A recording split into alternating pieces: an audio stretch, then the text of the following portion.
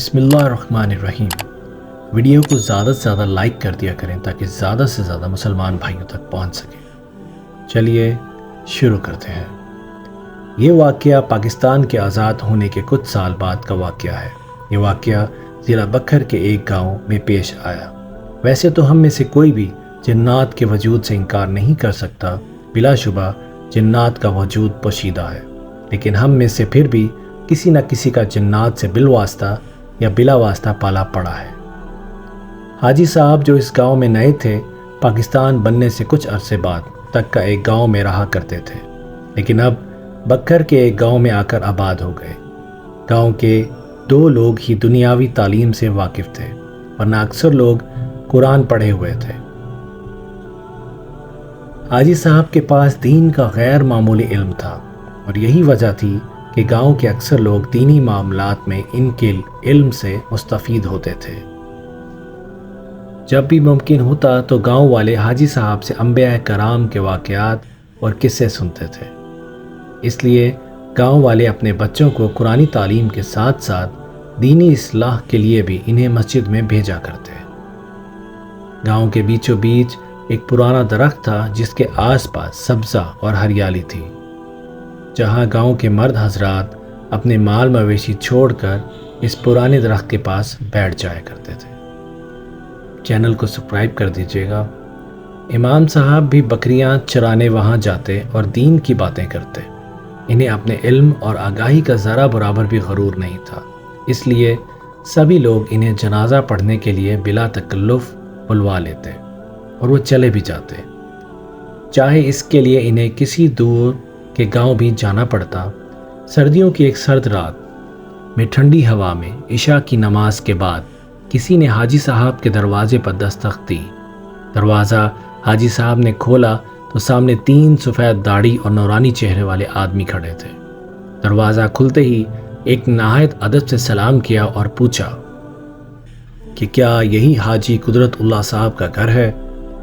امام صاحب نے جواب دیا، جی ہاں، میں ہی ہوں۔ امام صاحب، میرے بھائی کا انتقال ہو گیا ہے اور میں آپ سے ان کی نماز جنازہ پڑھانے کی درخواست کرنے آیا ہوں۔ وہ آپ کی دینی علوم پر مضبوط گرفت اور مخلوق کی دسترس کی وجہ سے آپ کو انتہائی پسند کرتے تھے، اور ان کی یہ خواہش تھی کہ آپ ان کا نماز جنازہ پڑھائیں، اس لیے ہم آپ کے پاس حاضر ہوئے ہیں۔ میت تیار ہے، سب صفیں باندھے آپ کے انتظار میں ہیں، برائے مہربانی ہمارے ساتھ چلیے۔ حاجی صاحب نے پوچھا کہ کیا میں ان کو جانتا ہوں یا وہ مجھ سے مل چکے ہیں؟ اس شخص نے جواب دیا کہ میرے بھائی آپ کو آپ کے پرانے گھر میں اکثر سنا کرتے تھے، تبھی وہ آپ سے اتنی عقیدت رکھتے۔ حاجی صاحب یہ بات سن کر اور ان کی حرکات و سکنات دیکھ کر کچھ عجیب اور غریب معمولی محسوس کر رہے تھے۔ وہ شخص بنا پلکیں چھپکائے حاجی صاحب کو دیکھ کر ان سے گفتگو کر رہا تھا، اور باقی 2 خاموش کھڑے ہو کر انہیں دیکھ رہے تھے۔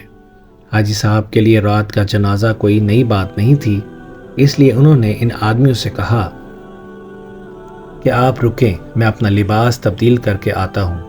حاجی صاحب کے لوٹنے پر وہ حاجی صاحب کے آگے آگے چلنے لگے اور چلتے چلتے گاؤں کی حدود سے باہر نکل آئے۔ ان کی حیرت انگیز رفتار کے ساتھ حاجی صاحب کو ان کے ساتھ چلنے میں کافی دشواری ہو رہی تھی۔ گاؤں سے کافی دور ایک سنسان گھاٹی کی طرف جاتے ہوئے حاجی صاحب کو گھبراہٹ ہونے لگی، اور انہوں نے ان تینوں کو مخاطب کرتے ہوئے کہا، شاید آپ اس گاؤں کے راستے سے واقف نہیں، مجھے بتائیں کہ کہاں جانا ہے، شاید میں آپ کی کچھ مدد کر سکوں، کیونکہ اس راستے پر تو صرف ایک سنسان گھاٹی ہے۔ پہلے والا اچانک بولا کہ اے آدم زاد، ڈرو نہیں، ہم بالکل صحیح سمت جا رہے ہیں۔ اس کی بات سن کر حاجی صاحب ڈر گئے۔ حاجی صاحب ذہن میں کڑیاں ملانے لگے کہ آدم زاد کہنے کا مطلب کیا تھا، وہ میرے پرانے گھر سے مجھے کیسے جانتے تھا؟ ابھی حاجی صاحب یہ سوچ ہی رہے تھے کہ پہلا شخص پلٹا اور کہنے لگا کہ دیکھیے، میرے بھائی کی خواہش تھی تو ہم آپ کو یہاں لے کر آئے ہیں۔ ہم مسلمان جنات ہیں اور آپ کو کوئی نقصان نہیں پہنچائیں گے۔ حاجی صاحب نے حواسوں کو قابو میں کیا اور گھاٹی کی طرف چل دیے۔ وہاں جا کر دیکھا تو لاتعداد لوگ سفید داڑھی اور سفید لباس پہنے کھڑے تھے۔ ان کے قد بہت لمبے تھے۔ حاجی صاحب نے جنازے کی امامت کروائی۔ امامت کے بعد جو جن حاجی صاحب کو لایا تھا ان کے سامنے کھڑا ہو گیا اور کہنے لگا کہ آپ کا بے حد شکریہ کہ آپ نے ہمارے بھائی کی خواہش پوری کی، ہم نے بہت دور جانا ہے۔ اس نے جیب سے چند کوئلے نکال کر حاجی صاحب سے کہا کہ یہ رہا آپ کا ہدیہ۔ حاجی صاحب نے ڈر کے مارے ایک چھوٹا سا کوئلہ اٹھا لیا۔ وہ کہنے لگا اب آپ جا سکتے ہیں۔ حاجی صاحب چلے ہی تھے کہ انہیں اپنے پیچھے سے خدا حافظ کی آواز آئی۔ حاجی صاحب نے پلٹ کر دیکھا تو سب جا چکے تھے۔ حاجی صاحب پسینے سے شرابور ہوئے اور بے ہوش ہو گئے۔ ہوش آیا تو گھر میں تھے۔ ان کی اہلیہ نے بتایا کہ آپ گھر کے دروازے پر بے ہوش ہوئے تھے۔ حاجی صاحب کو کوئلے کا خیال آیا، انہوں نے وہ نکالا تو وہ ہیرا تھا۔ وہ کبھی بھی اس واقعے کو بھلا نہیں پائے۔